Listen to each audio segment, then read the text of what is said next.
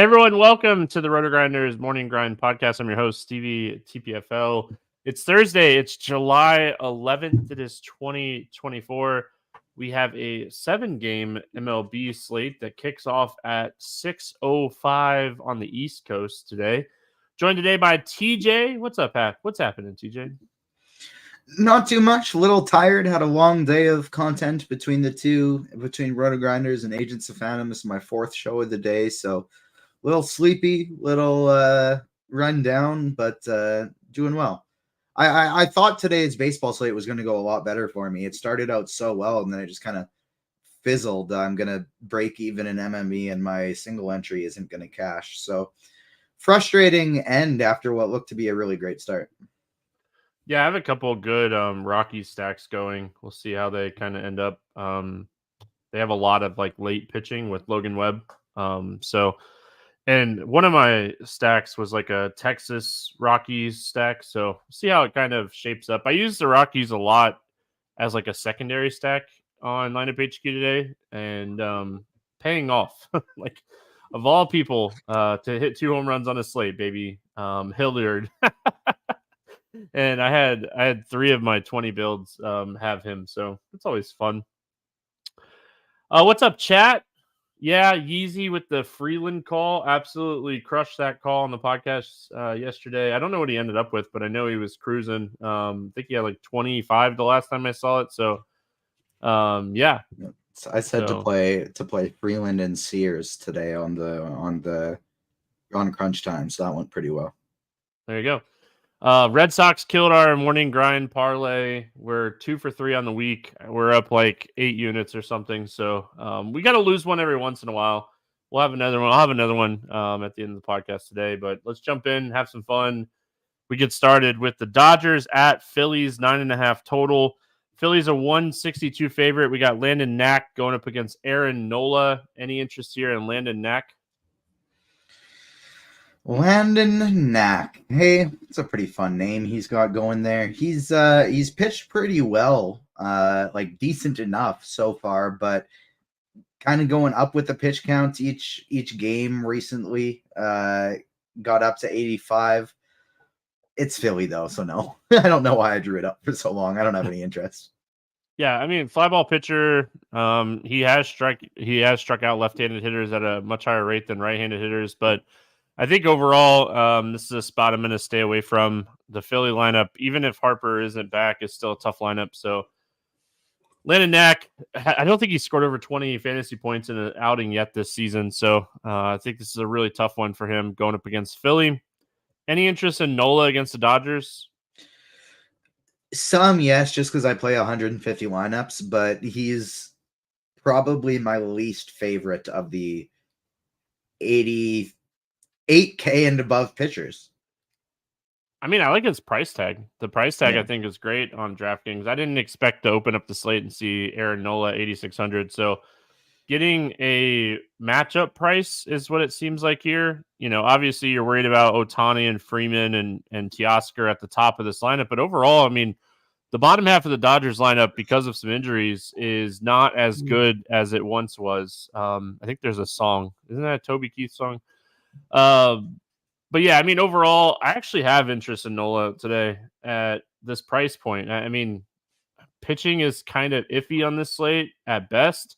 So I was going to say pitching is stacked on this slate, and that's why I only have a little interest. Oh, well, you like more guys than I do, so I can't wait to hear some of these pitchers that you like on the slate. So, all right, let's talk bats. Any interest in the Dodgers bats here? No, not really. I mean, Shohei Ohtani, if we can get him low owned just because it's Nola, I would love that. But as a full stack, I don't have a ton of interest. Yeah, I mean, I'll leave Ohtani and Freeman in my player pool. I think both of those guys have upside against Nola. When Nola struggles, it's power lefties. This ballpark was built around power lefties, so I don't mind Ohtani or Freeman in this spot. And then Phillies. Any interest in the Phillies against Knack? Yeah, absolutely. Hopefully we get Bryce Harper back in the lineup for this one. Hopefully Kyle Schwarber doesn't sit on a second day or anything like that. And as long as we get this full lineup, they're very expensive. They're tough to get to, but I think from a raw point standpoint, they're going to be one of the top offenses on the slate. Yeah, I mean, I like stacking Philadelphia. They're always a team that I think has the upside to win any kind of tournament. So I'll definitely have some exposure to Philly here. Again, it's a fly ball pitcher that gives up a lot of hard contact. He does generate more whiffs to lefties, but there's plenty of power righties in this lineup. So yeah, I mean, I definitely have interest in the Phillies here today. Cubs and Orioles, 8.5 total. Baltimore, 134 favorite. Justin Steele against Albert Suarez. Any interest here in Justin Steele? Yeah, quite a bit. Baltimore is a tough lineup. They have a lot of power, but they also strike out a lot. And so I do have quite a bit of interest in Steele in this spot. He'll face some lefties, he'll face some righties. He's been pretty close to just as good to both. A little bit more strikeouts to lefties, but good ground ball guy facing a lineup that strikes out an absolute ton. So I do have a lot of interest in Steele at 8K. Yeah, I mean, I completely understand why you would have interest in him today. I mean, it's Baltimore.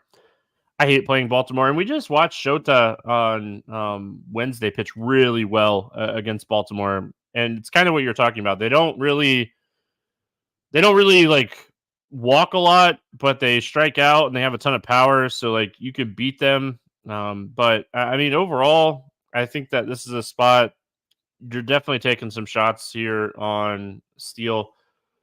He has strikeout upside. He doesn't give up a lot of power to either sides of the plate, and the price tag is great. So yeah, I mean, definitely interested in Steele. Any interest in Suarez on the other side of this game? No, the Cubs have not been playing very well, and like they still might be without Bellinger. But I just don't really like playing Suarez. He doesn't get many strikeouts. He's doesn't. I mean, maybe he hasn't gone over 100 pitches in a month. Sorry, he hasn't gone over 90 pitches in a month. And so like just under a month. I don't really feel any need to play Albert Suarez when there are so many guys with big ceilings on this slate. Yeah, I mean the price is nice because it's 6,900, but outside of that, I don't. I mean, this is a below average strikeout guy. He's been giving up a lot more power recently, so I think overall this is a spot I'll stay away from Suarez. Any interest in the Cubs bats here? No, not really. It'd be interesting to see the lineup without Bellinger if they maybe bump somebody who's cheap up in the order. I dismissed them too quick. I didn't really mean to do that. I thought you were going to say Baltimore, and I guess I don't know why I would have said no that quick because I have some interest, but not a ton. You know, like they're not very expensive. They don't have a single player of Bellinger's out of the lineup over 5K. And I guess since most of the people I would want to play are lefties, that lineup is that ballpark, is a lot better to lefties than it is to righties. I do have some interest in the Cubs here. Yeah, I mean Michael Busch, if Bellinger's back, Ian Happ, PCA, all these guys I think are playable. Suarez, his strikeout rip is not great. I mean, I don't even mind like Suzuki. I think Chicago is one of those teams that I build some 3-man stacks around today, more than full stack. But yeah, interested in the Cubs. Any interest here in the Baltimore side? Yeah, I think they have really high upside always, but more as a mini stack than a full stack. Like I'm home run hunting. I'll try and pick maybe 1 to 3 of these guys as opposed to doing a full stack because I don't really think Steele is going to get beat up. Yeah, I think you could take home run shots on like Santander, Mountcastle, Rutschman. Mateo's been really good against lefties this year, but not a full stack for me. I think you nailed it when you said like looking for home runs in this spot more than anything else. So chat's saying, will you give us a Spidey bomb at the end of the show? Well, technically, like we do a home run pick, so we could count that as your Spidey bomb. I wore a Star Wars shirt for you. Hey, beautiful little Mando and Grogu. I love it. Yeah, it's like number 1 Dadalorian. It was my Father's Day shirt that the kids got me this year. So love it. I got out of the shower and I was like, oh, I'm doing a podcast with TJ. I'll put on a Star Wars shirt. There you go. New York Yankees at Tampa Bay facing the Rays, 7.5 total. The Yankees are 130 favorite. We got Nestor Cortez against Shane Baz. Any interest here in Cortez? So I spoke a little too soon when I said Nola was my least favorite 8K and above. It's actually Cortez, but I still think he's viable. 8,300 going up against this Tampa Bay team that strikes out a lot, especially against left-handed pitching. The power is there as well. I'm happy this is in Tampa Bay and not Yankee Stadium. But this is a team that has a lot of power against lefties and a lot of strikeouts against lefties, depending on the lineup that they roll out. But the lineup that they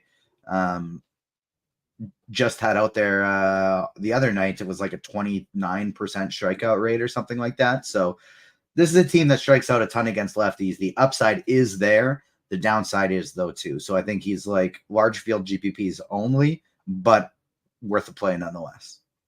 Yeah, I mean, Tampa at the beginning of the year, the first month of the season was like one of the worst teams against left-handed pitching. And recently, like if we look more recent, I mean, they're a top 10 WRC plus team against left-handed pitching. So they've definitely trended in the right direction as a team, but a bad direction if you're facing them as a pitcher. Cortez does a great job of throwing strikes. He has strikeout upside. He doesn't walk people. He's a fly ball guy, so he benefits pitching in Tampa in this matchup. So I could see Cortez definitely putting up 20 plus fantasy points on the slate. So he's going to be in my player pool today for sure. Do I love it? No. Do I hate it? No. I mean, it's just kind of one. That's how I feel about pitching on the slate as a whole. Like I said, I don't really love anything today. Shane Baz on the other side, actually not too bad in his debut this season against Texas. Any interest here in Baz? Yeah, a little bit here, just because he's super cheap. 7,200 for Shane Baz. The upside is there. The Yankees have been playing terribly lately. Obviously, they're still scary with Soto, with Judge, etc. But he had six Ks in his debut, got all the way up to 92 pitches. 7,300 is just, or 7,200, even if it's the Yankees, is way too cheap for Shane Baz. So I think of the cheap options, he is my favorite. Yeah, I mean, I don't have anything bad to say against him. It's not. Sorry, it's not my something. second favorite of the cheap options, but I didn't count one guy in particular because he's in a little bit of a different stratosphere for me. Yeah, I mean, I like the ballpark. Hate the matchup. Like you said, the Yankees definitely struggling more recently. As a Red Sox fan, doesn't hurt my feelings, but I actually have a lot of interest in the Yankees bats today. Like some of the advanced stats from his first start definitely suggest that he could potentially struggle in this matchup a little bit more than he did against Texas. So I have a lot of interest in the Yankees today. Ben Rice, Judge, Soto, Verdugo, Torres, Volpe, Grisham on the cheap. I think this is a great spot for the Yankees. I hate stacking in Tampa, so I don't know if I get to them as like full stacks, but they're definitely going to be in my pool for like 3 and 4 mans today. Yeah, I agree with that 100%. 3 man, a lot more than a 5 man for me, but I definitely think they're among the better stacks. Any interest in the Tampa bats here? Yeah, I feel very similarly about Cortez and Tampa as I do about Justin Steele and Baltimore. I think the pitcher has very high upside against the offense, but I think the offense could also put up 3 or 4 home runs. Now, just because this game is in Tampa, that's a little less likely of happening. But so again, it comes down to probably more of a 3-man than as opposed to a 5-man. But Paredes, Arozarena, Yandy Diaz, and Jose Siri, I really like all of those guys. Ahmed Rosario, if he's in the lineup. But Siri will probably be one of my favorite kind of like cheap one-off options. Dude plays with a lot of intensity. I don't know if you've ever watched him play. It's just wild. Yeah, I mean, Cortez has been excellent against lefties. So if they leave all these lefties in the lineup, I will definitely have more Cortez than I planned on. But I think Paredes and Siri, Rosarina are all playable as far as the bats. But I'm interested to see what the Tampa lineup looks like here against the lefty. Tonight is Team Canada's first international game with the starting backcourt of Jamal Murray and Shai Gilgeous-Alexander, and I'm excited to see how that goes.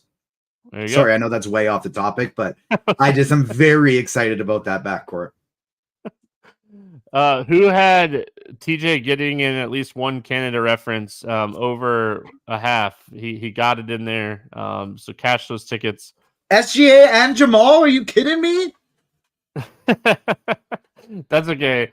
We don't get the mute over unders with you, so we'll do the Canada mentions. So Oakland at Boston, 9.5 total. Boston a 235 favorite. We got Medina against Houck. Any interest here in Medina? Nope. I had a little bit more interest in Sears just because the Red Sox strike out so much against left-handed pitching. But none of this guy for me. If this was in Oakland, maybe, but not in Boston. Yeah, I mean, we like the price tag. We like the fact that he throws 90-plus pitches. We hate the matchup.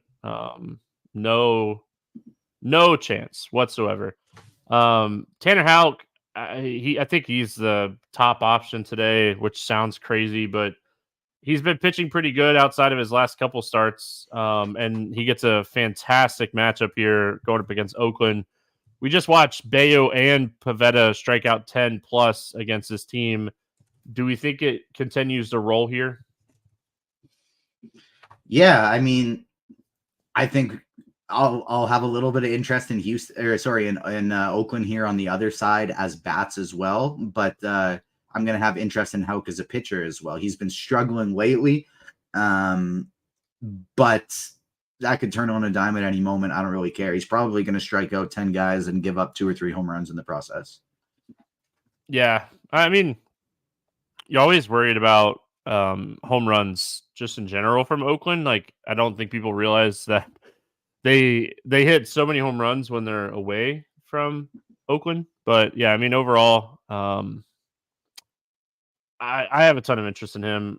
What Oakland bats do you like here? Lawrence Butler is going to be my favorite. He's just been red hot lately, and they refuse to price him up. And so he's, let's see, where is he? Why can't I find him? 2,500 still, and hopefully batting 5th again. And if he is, I'm going to just keep playing Lawrence Butler as a one-off. Zach Geloff, Tyler Soderstrom, Bleday would be the next guys on the list, but like even Langelier, as they like to say in crunch time, the catcher, like I'm going to be honest, I'll probably have some full stacks too.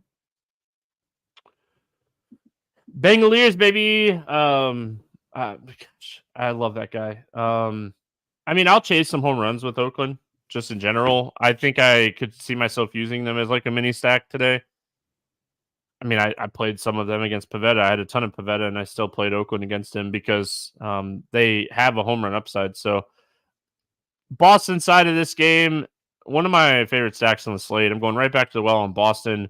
Medina, he's a below-average strikeout pitcher, 16% on the season. Really struggles with power righties and lefties. Gives up a ton of hard contact to both sides of the plate. He's ran very good against lefties this year. He has like a 230 BABIP. Absolutely love the Red Sox today. Yeah, couldn't agree more. I think they are probably going to be the top stack on the slate. I'm all aboard the Red Sox train. All right, cruising along. We got Miami at Houston, 8.5 total in this game. Houston, a 198 favorite. Munoz against Bloss. Any interest here in Rodney Munoz? No. Even though I think we're probably going to have no Yordan Alvarez in this game, still no. He's not very good, so I don't want to play him. Yeah, I mean, it's been very shaky so far for him this year, and from what we've seen of him, 308 ISO, 382 WOBA, even without Yordan Alvarez, a guy that gives up a ton of hard contact and a ton of fly balls against Houston, is still very scary. It's not as scary because the lineup is going to be a little watered down, especially if Yordan doesn't play here. But yeah, I mean, maybe in a different spot. I don't think we could do it here. Any interest here in Jake Blouse? I'm going to be honest. I know absolutely nothing about Jake Blouse. Yeah, I mean, I can tell you that all he did was throw 55 pitches in his recent AAA outing. So obviously, we're a little worried about where he's at pitch count wise. He is a guy that he has good stuff. He has a good fastball curveball combination. He's a top 10 prospect in the Houston organization. I think he's a top 5 pitcher for them in their organization. So that's always really good. But again, I mean, he's a guy that can touch 97, but sits around 94, 93. And he's coming back from the IL, 55 pitches in his last rehab start in AAA when it was his only rehab start. So I kind of assume that we see him throw 65 to 75 pitches here at 6,200. Can he pay off 65 or 6,200 with 65 to 75 pitches? It's tough, but it is Miami. So I'm tempted to take some shots on him. I really think that his ceiling is going to be capped by his pitch count. Yeah, I think that makes sense. It'll be an X for me. Yeah, unless we get definite 75 pitch, kind of what he threw his only start this season, unless we get something like that, I just don't see myself playing him. 75 out, throwing 55 in a single rehab is doable. But unless we get some kind of news, I just don't know. He's a fringy guy for me today. I like the price point. We have plenty of stacks we want to play today, so I could see myself getting some exposure if we get some kind of news here. Any interest in the Miami Bats? No. A good young pitcher and then basically a bullpen game following for half of it. No. I mean, I'll keep saying it. Jazz is running more. So if you want to take some shots on Jazz, 4,500, he's been stealing a lot more, looking healthier. So I think Jazz is the one guy that you could play. And you can always play Jazz. And so the fact that it's a young, not spectacular pitcher, at least yet. So it's yeah, that's a good call. And we have no idea what kind of pickoff move or anything like that this guy has either. So what are we doing with Houston? Like you said, Yordan Alvarez left the game. It was hip tightness. Maybe he sits, maybe he plays, but hip tightness leaving a game and just missing a game recently. I highly doubt he plays here. I would just love for this game to not be on the slate. I think Singleton is a really good option for a cheap home run potential play. And I think you can full stack just because Munoz isn't very good. Walks a ton of guys. And so I think the full stack is in play. But the only one-off that actually really stands out to me if Alvarez doesn't play, and for what it's worth, I think if Alvarez plays, he's probably a top 3 at worst bat on the slate. But if he's out, I think it's either full stack or Singleton for me. Yeah, I think the full stack idea makes a lot of sense here, just because Munoz has been really, really bad, and from what we've seen of him, a stack could easily pay off. Command issues, giving up hard contact to both sides of the plate. So I think a full stack, it might not be the prettiest full stack in the world because of the lineup, but I think you're gonna have to. I think you're gonna have to try to do it a little bit. I mean, maybe not, but I think it's something you're gonna attempt to do with Houston today, just because they're really cheap, especially if Yordan doesn't play. It's really easy to get the 2 or 3 top guys, and then I mean, these guys on the bottom are just so cheap that it makes a ton of sense. Say you get a Trey Cabbage in the lineup, maybe, and you just do yourself a Cabbage, Waperfito, Singleton, and then any of the other 2 you want, and you get to play. You can play Houck and Castillo together, Houck and Fried together, that type of thing. Yeah. All right. Moving on, we got Seattle at LA taking on the Angels. 8.5 total in this game. Jack Ohanowitz, Luis Castillo. Any interest here in Luis Castillo? Really surprised at how much you just absolutely nailed Kahanowitz like that. But I looked it up before the podcast. I know who this guy is because of the prospects. I really, honestly, I didn't think we would see him this year for what it's worth. Like, this guy is getting the bump from Double-A to Major League. But yeah, come on, I had man. it ready. Kochanovich. I had it ready to go in case we needed it because the chat was already like predicting that you weren't gonna get it, but absolutely nailed it. That was impressive. I think he's probably my top pitcher on the slate because he is 4K and he's facing Seattle. We have to start with Luis Castillo. Oh, sorry. Luis Castillo, I like a lot. This is like the entire 8K and above range I'm interested in. He falls into the same bucket for me as Nola, Houck, Fried, Cortez Steele. Like basically all of these guys I view very similarly. And so I think he's great against the Angels, who are weak against right-handed pitching. Yeah, I mean, I agree 100% with you. Like, you could play any of those guys at the top. They all make a ton of sense. And yeah, I mean, the other side, Ohanowicz, make sure I say it right again, but the other side of this game, we get a 4K guy. He is making the bump from Double-A to Major League Baseball, which is always very concerning. His strikeout numbers this season have been way down in Double-A. He's done a great job of limiting home runs this year, where he struggled a lot last year when he got the call up to Double-A towards the end of last year. He's 23. He's thrown complete games in 2 of his last 3 starts. He's 4K. He is a top 10 prospect in the Angels organization, which I'll be honest is not saying much. The Angels organization is very, very young, and their prospects are all very young. That's why their team is so bad. Like, I was looking at it earlier. They don't have anybody in their top 20 prospects in AAA right now. All of their prospects are playing rookie A-ball or Double-A ball of their top 20 prospects. So maybe the Angels will be really good in like 3 years, but they're awful right now. 7 years. Yeah, I mean, so what are your thoughts on him here? I know you kind of said 4K. Makes a lot of sense. He's stretched out, where we were just talking about Bloss on the Houston side, where he's not stretched out. 4K price tag is the seller right here. Yeah, he's my top pitcher on the slate, and all I really need to know is stretched out, 4K, facing Seattle. That's really it. This is a guy that this is a team, that strikes out an absolute ton. The last 30 days. What do you think their strikeout rate is in the last 30 days against right-handed pitching? 32%.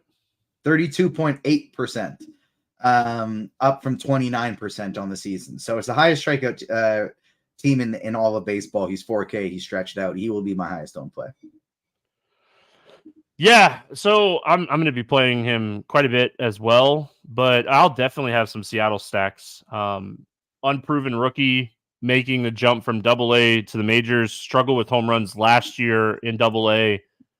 No chance that I don't play some Seattle stacks today. Yeah, I'm going to play him, but I'm also definitely going to have exposure to the Seattle bats because, like, it's a young pitcher. Second of all, the Angels have the worst bullpen in baseball. And third of all, Seattle is extremely cheap. So what are your thoughts on the Seattle bats?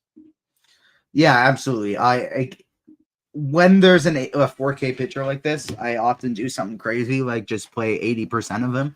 And so what I might do is if I do that again, play 80% of this guy and all 20% that doesn't have him, just play a Seattle stack. Might do something crazy like that. But this stack is absolutely in play. Any interest in the Angels bats? I don't know. I thought you were going to talk about Seattle for a little bit longer, so I could. I'm in dad mode now for the rest of the show. This is Natasha. YouTube viewers get to meet my daughter for the first time on a RotoGrinders show. She says, "Hello, my wife has a soccer game right now." You weren't supposed to throw it right back to me. I thought you were going to talk about that. I wasn't looking at the screen.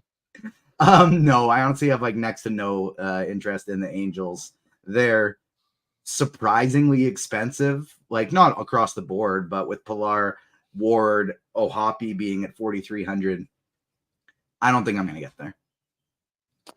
All right, we finish out the slate. Atlanta at Arizona, 8 total in this game. Atlanta 134 favorite. We got Max Fried and Brandon Pfaadt. I love doing that for Dean. It's my favorite thing to do. Fiat. Any interest here in Max Fried? Yeah, quite a bit. 8,800 for Max Fried. Probably not going to get a ton of Ks, but I feel like this is a spot where he could just mow down almost all of these guys except for Christian Walker, maybe.